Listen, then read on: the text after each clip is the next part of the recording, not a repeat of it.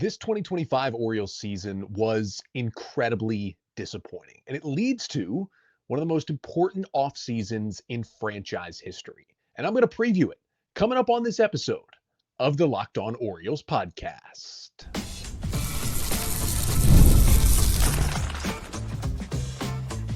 You are Locked On Orioles, your daily Baltimore Orioles podcast. Part of the Locked On Podcast Network, your team every day. Hey there, Orioles fans. Today is Wednesday, October 1st, 2025, and welcome back into the Locked On Orioles podcast, part of the Locked On Podcast Network, your team every day. As always, I'm your host, Connor Newcomb. And coming up on today's episode, we are going to preview the Orioles offseason. Every decision, every move, basically everything that's going to go on between now and pitchers and catchers reporting to Sarasota in February. I will do kind of a 1,000-foot view of all of it to preview everything. We'll talk about the managerial search, the GM opening, the need to add pitching, how the O's spend money, trades they could make, non-tenders, Rule 5 protections, all that good stuff is coming up on this episode of the Locked On Orioles podcast, which is brought to you by Game Time. Download the Game Time app, create an account, and use code LOCKEDONMLB for $20 off your first purchase.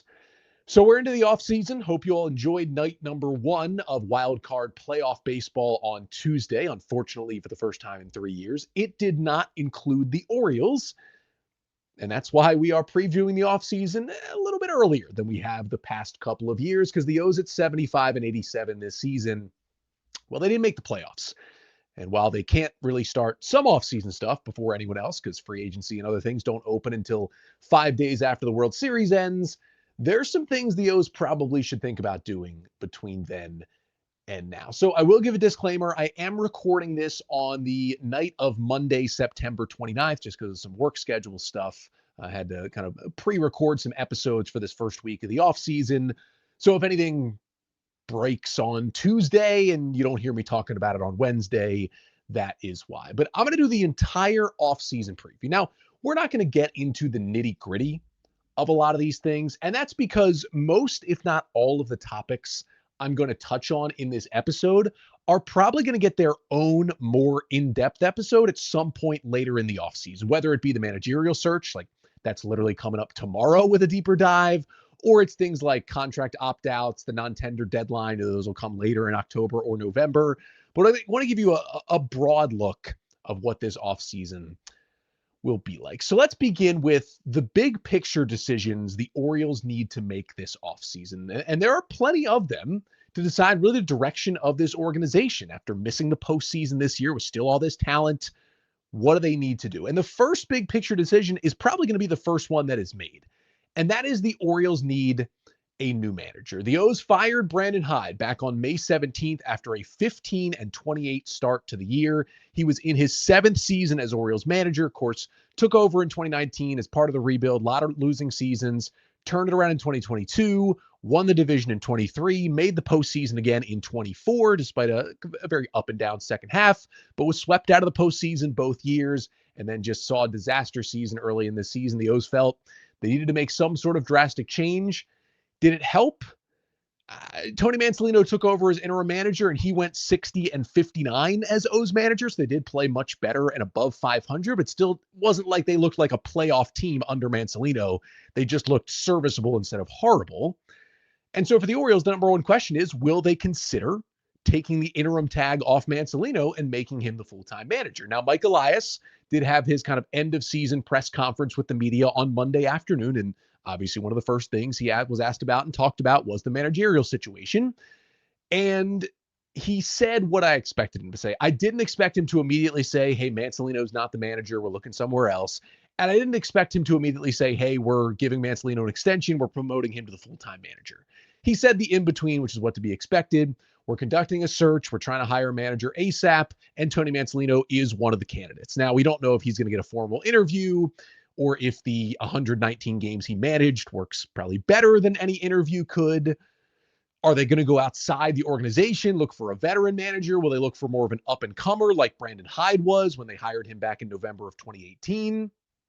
And then the other question is kind of how much of the coaching staff gets retained. Like if they don't hire Mancelino, could they still keep him on staff? Could he return to his duties as the third base coach? He seems to be very, very respected in that room. A lot of Orioles players came out in support of Tony Mancelino this week. He's been a great addition to the clubhouse, I think, since he was hired back in 2021. I'd love for him to stay on staff, but it is awkward after you just were interim manager for most of the year. You don't get the full-time job, and a new guy comes in, especially if you're going to be back on the staff. It's not likely that would happen.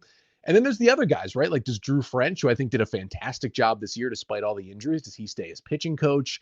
Do kind of the new group of hitting coaches with Cody Ashe stay? You know, Robinson Chirinos was in his first year as bench coach. He's under contract through next year. That was reported by Andy Kuska of the Baltimore Banner.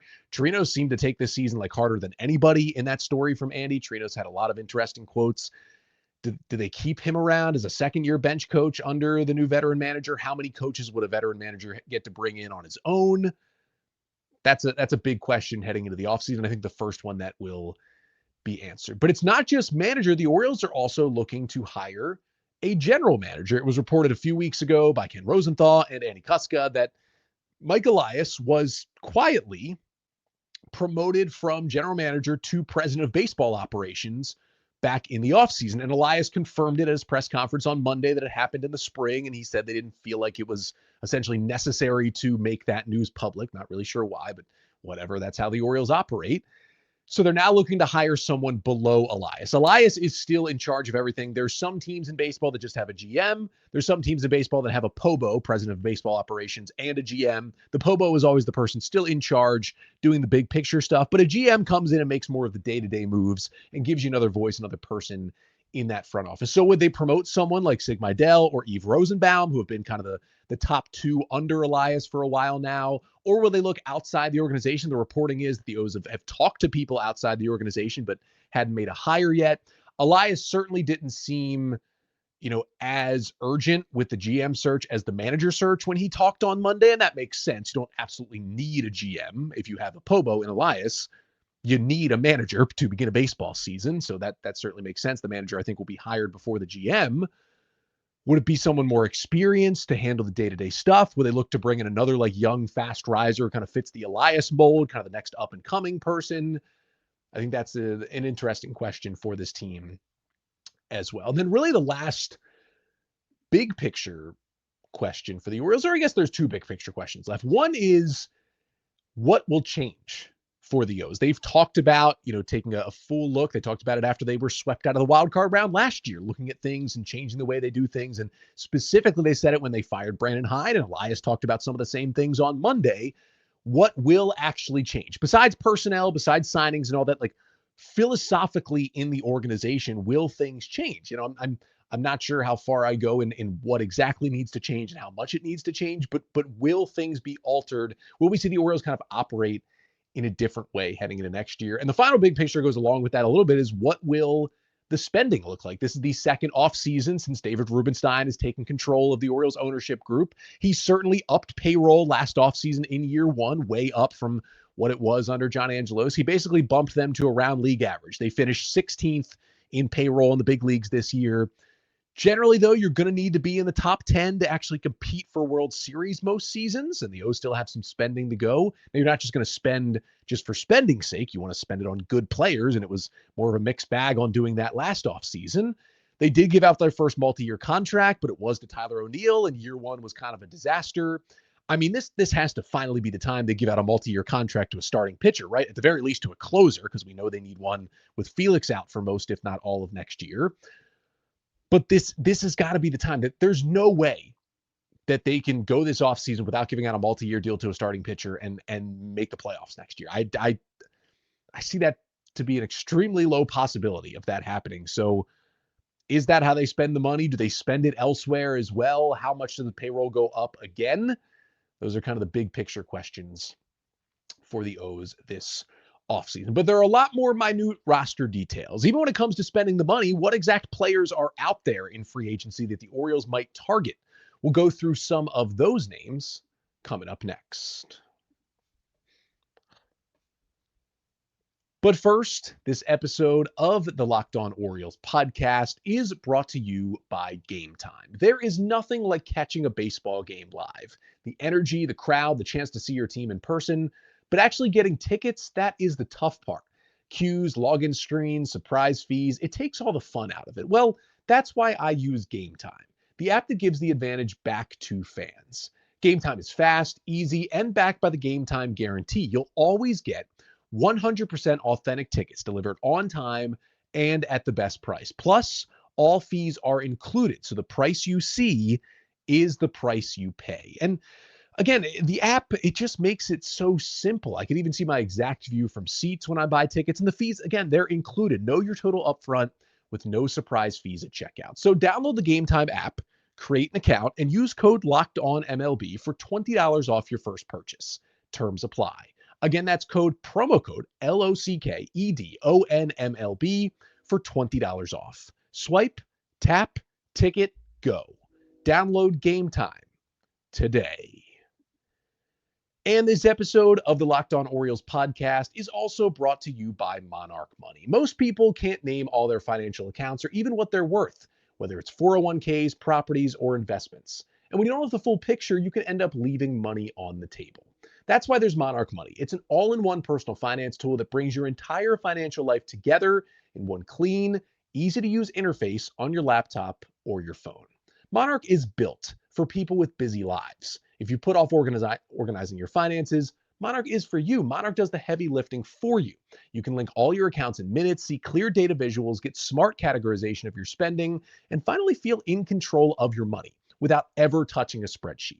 And the best thing for me about Monarch is, managing finances with my wife. You're looking at things as a full view and an individual view.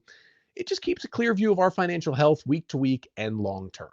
So don't let financial opportunities slip through the cracks. Use code LOCKEDONMLB at monarchmoney.com in your browser for half off your first year. That's 50% off your first year at monarchmoney.com with code LOCKEDONMLB. So for the Orioles, it is an important offseason coming up here, and we're previewing it from every angle. We talked about the big picture decisions.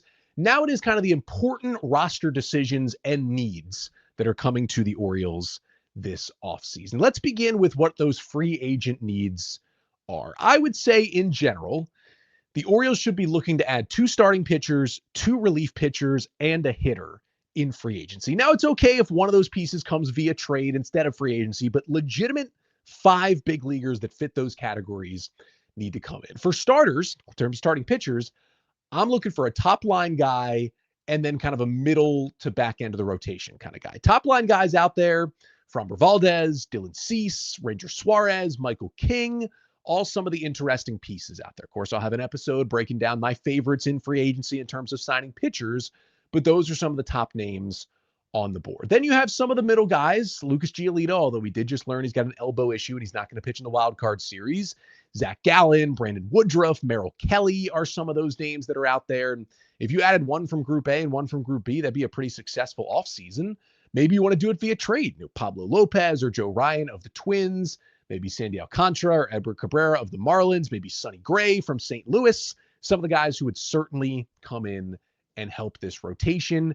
And you add them to hopefully a healthy Kyle Bradish, a good Dean Kramer, a Trevor Rogers, and maybe a return of Grayson Rodriguez. You get a number 1 to 2 and a number 3 to 4 to add to that rotation. You're in a really, really good spot going into 2026. Now, for the relievers, the Orioles need to add bullpen help. They traded away 4 relievers at the deadline, 2 of which could have theoretically been on the team this year, Brian Baker and Andrew Kittredge. And then also they lost Felix Bautista, got major shoulder surgery, is going to be out for most of and probably all of the 2026 season. So you lost your closer and you lost 2 guys that could have been, not guaranteed to be, one had an option, one has been up and down in his career, but could have been at middle relief to set up options for this team. Now the Orioles have certainly tried out a lot of relievers and some of them are going to stick, but they at the very least need somebody at the back end. I think the 2 relievers should be one true closer that you're going to have to pay some money for, but you just got to do it. And the other one should be a solid setup type guy, a lefty preferably, but it's okay if it's a righty, if it's just a good reliever who's going to help your bullpen. The rest of the pen you can kind of fill out with these guys who you've been able to find, or when you add enough starting pitching, guys like Tyler Wells and others can add to your bullpen and make it better. Closers that are out there that I like: Robert Suarez, Devin Williams, Ryan Helsley, Kenley Jansen, Raisel Iglesias, all some of the top names that could be on the board. And then the good setup, man. Like, not all of these are righties. Like, I put Luke Weaver and Tyler Rogers on here, even though they are right-handers. But if the Orioles go after a lefty, Taylor Rogers, Drew Pomeranz, Sean Newcomb, no relation, who was quietly amazing after he went to the A's this year.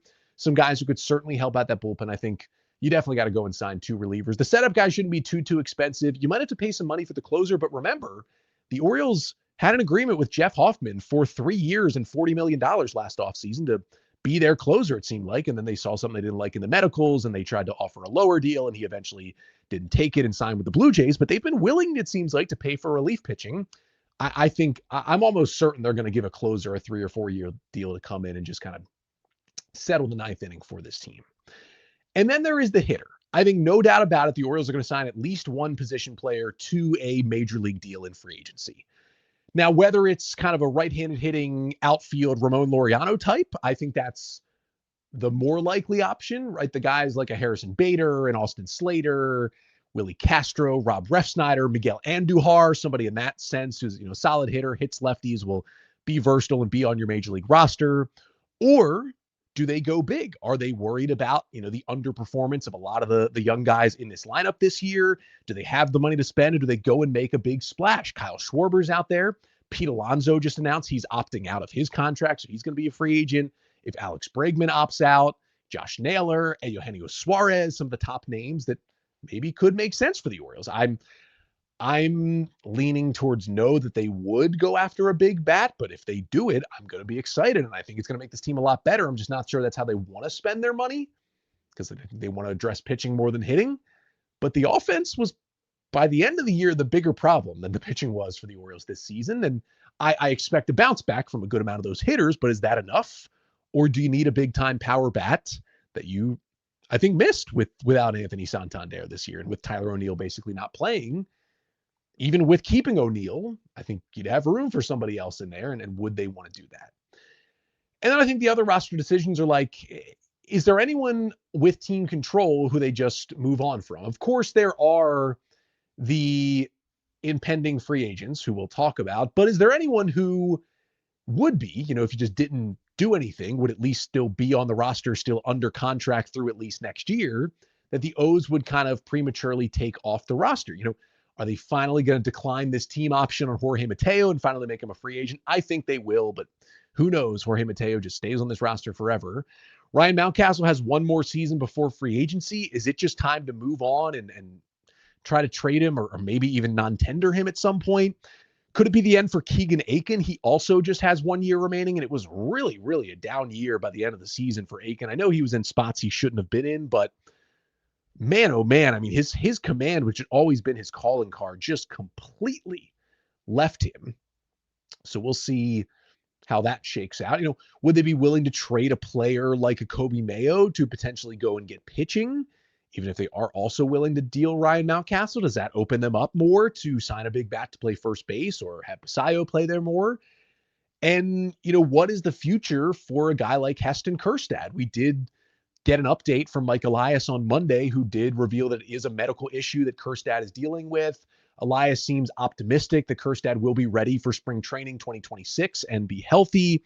He wouldn't comment on if it is a lingering factor from all the things Kjerstad's dealt with in his life, whether it was the myocarditis after being drafted or the multiple concussion issues he had last year. I don't want to speculate, but your mind at least goes to thinking it's one of those things, and you hope it's not something that's impacting him beyond the baseball field, and you wish him the best just beyond coming back to the Orioles. But that's a question mark. That's a guy who, if healthy, could be an impact bat in your lineup. But we've seen it at times, and it really puts into perspective how bad he was this year. It was probably something he was dealing with while he was even on the field. And then I think the last thing is, even if the Orioles do sign 2 legitimate relievers in free agency, who can stick around in this bullpen among all the guys auditioning? Is there a place for Dietrich Enns and Rico Garcia and Cade Stroud and Grant Wolfram and potentially beyond in this bullpen next year? Or do the Orioles really upgrade fully and make a lot of moves to add around them? And even if they don't, which of that mix, do other guys pop in, Jose Espada or Colin Selby or all these different guys who have popped at times this year. Do they have an ability to make this team? It's going to be, I think, a really fun storyline in spring training is what this bullpen looks like. And I'm sure there'll be other additions to the roster this offseason. Those are kind of the big decisions, the big moves, important roster moves, but there's other dates and deadlines and things that are going to come up that are certainly going to play a factor in this offseason, like the Rule 5 draft, protecting players, non-tenders, qualifying offers, all that good stuff. We'll get to that to finish off the show coming up next. But first, this episode of the Locked On Orioles podcast is also brought to you by FanDuel. The NFL season is here, and FanDuel has an offer you don't want to miss. Right now, new customers can bet just $5 and get $300 in bonus bets if you win. That's right, pick a bet, put down $5, and if it hits, you'll unlock $300 in bonus bets to use across the app. And FanDuel's great because it gives you so many ways to play. You can build parlays, you can try player props, you can even follow the live lines during these games, and it makes watching football even more exciting when you got a little something riding on the action. Maybe you don't want to watch the Ravens anymore because every single player important to that team is now injured.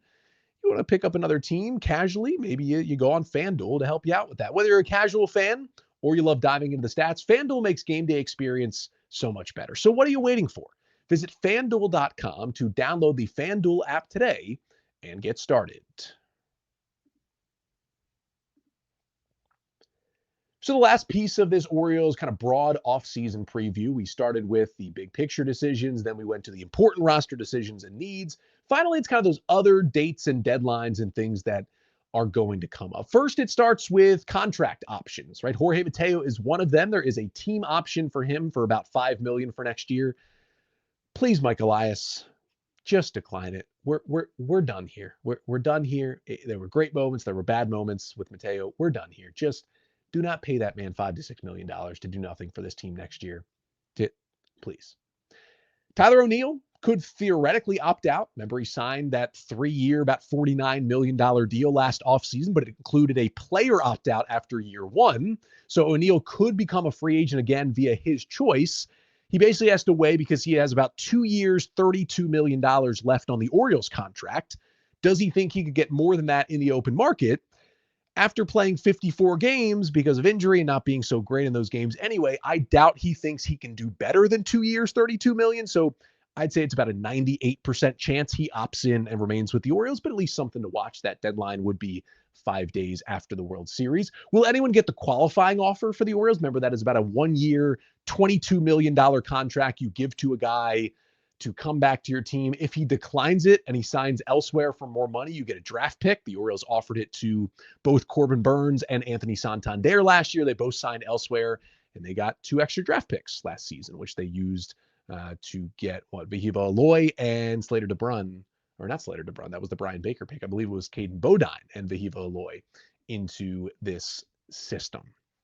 So maybe, I mean, again, the free agents that could have gotten it, they traded away at the deadline. Maybe Zach Eflin, remember him, underwent back surgery, is still technically an Oriole at this point until the World Series ends. But there's so many questions about his health. Would you really be willing to pay him $22 million for next year? I mean, I think he would accept it if you offered it, but are you willing to offer it, or do you just not? And then think you can probably get Eflin. I think it's likely you can get Eflin back for like 1 year, $8 to $10 million if you want to, for him to kind of have a prove it season to prove he's healthy after the back surgery, and back to the Zach Eflin, who was awesome down the stretch for the Orioles last year after the trade deadline.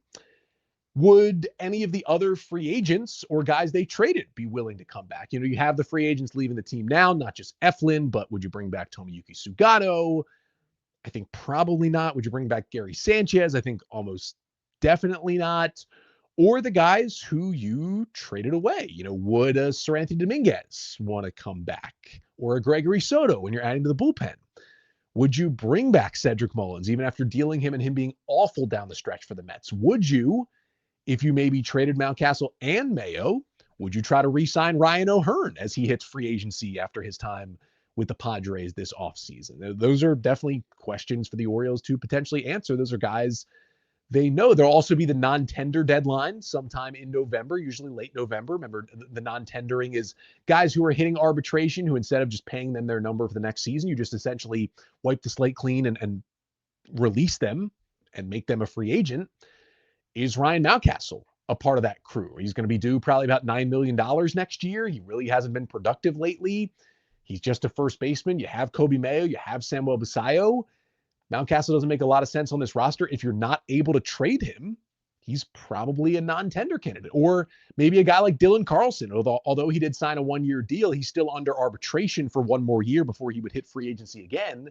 Would you be willing to pay Dylan Carlson another $5 or $6 million to be depth for this team next year? Or because he didn't really hit it all, do you just kind of move on and get a different type outfielder in that spot? We've also got the Rule 5 protection deadline, which will be sometime in November. Remember, these are players who are about 3.5 years removed from being drafted at a college, or about 4.5 years removed from being drafted at a high school, is the general player pool that is eligible for the Rule 5 draft. The Rule 5 draft happens in December at the winter meetings, where you can pluck players out of other teams' organizations who are eligible and who have not been added to the 40-man roster to protect them. Tyler Wells, kind of the most famous Rule 5 pick by the Orioles, who's currently on the roster.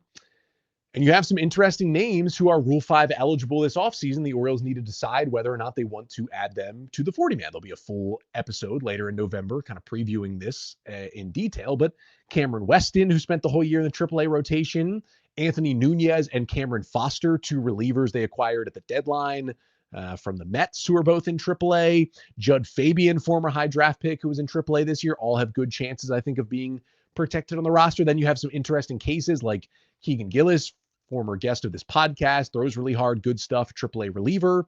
Carter Baumler, former 5th-round pick in 2020, had so many injuries. Then he was finally healthy and was incredible in high A and double A as a reliever this year. He's not even in AAA yet, but is that a guy who you think is a relief arm next season? Reed Trimble, another guy who's just been scorched with injuries, was finally healthy and was like really good in double A and then AAA as an outfielder this year with a lot of speed, switch hitter. Is that a guy you go after? Ramon Gomez, another guy you traded for from the Mets, didn't throw a pitch for the Orioles after the trade deadline because of injury, but he has the hardest fastball in minor league baseball, throws it up to 104 miles an hour, but he's never pitched above the double A level. Is that someone who is worth protecting? The O's have some interesting decisions to make there. And then, of course, there's the actual Rule 5 draft in December, which happens during the winter meetings. Of course, those winter meetings in, I believe, Orlando this year is where a lot of the deals, free agency trades get made. So if you're saying through November, hey, this offseason's been boring, nothing has happened, just kind of circle the dates of the winter meetings, and most likely that is when things will happen. That is going to be, let's see, when are these winter meetings? This is fantastic podcasting right here. Looks like early December in Orlando is when the winter meetings are happening this year. Yeah, December 7th through the 9th in Orlando. So circle those dates is when things could really start happening. Will the Orioles also make a selection in the Rule 5 draft? They haven't done that in a couple of years. Would they do it this year? And then there's certainly going to be a lot of other movement on the 40-man roster. You're going to have guys who are on the 40-man right now who are going to be, outright off the roster and DFA'd early in the offseason, guys who, were just kind of here as placeholders and they want to clear up space. Some of the first guys to go, Josh Walker, who was in AAA, never even debuted after coming over on waivers. Maybe a guy like Carson Ragsdale, it could happen again. Someone like Jose Castillo or Sean Dubin because of his injury. You'll have probably Maverick Handley come off the 40-man, a Ryan Noda type, maybe a Luis Vasquez, a Daniel Johnson, guys like that will go, and that'll open up space. But then there's some tougher decisions that you could have to make if you really do add to this roster. And then the last thing is, which guy, because we know the Orioles, as every team does, they're going to sign players to minor league contracts with big league spring training invites this offseason to, get some depth, whether it's on the pitching side or the position player side for double A and triple A, but also to find guys on the cheap who pop and can really add to this team.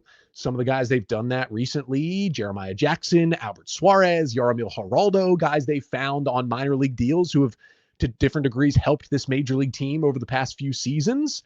They're going to sign plenty of guys who fit that mold, but which, probably 1 to 2 actually pop and help the team in the big leagues next year. It'll be interesting to kind of see who those names could be as well. But that is your full big picture offseason preview. Everything that's most likely going to happen with the Orioles this offseason. But don't worry, pretty much everything I talked about is going to get its own more specific episode to dive into each thing coming up later in the offseason. We've got plenty of offseason content planned for you, including tomorrow when I do the first deep dive into one of these topics, the managerial hiring process. Mike Elias said Monday they want to hire a new manager ASAP. Tony Mansolino's in the running, but the O's are also going to interview some outside candidates. So I've got 7 candidates, including Mansolino, who could be the right fit for the job. And I'm going to run through all of them and why they might fit coming up on tomorrow's episode. Until then, I'm Connor Newcomb, and this has been the Locked On Orioles podcast, part of the Locked On Podcast Network. Your team every day.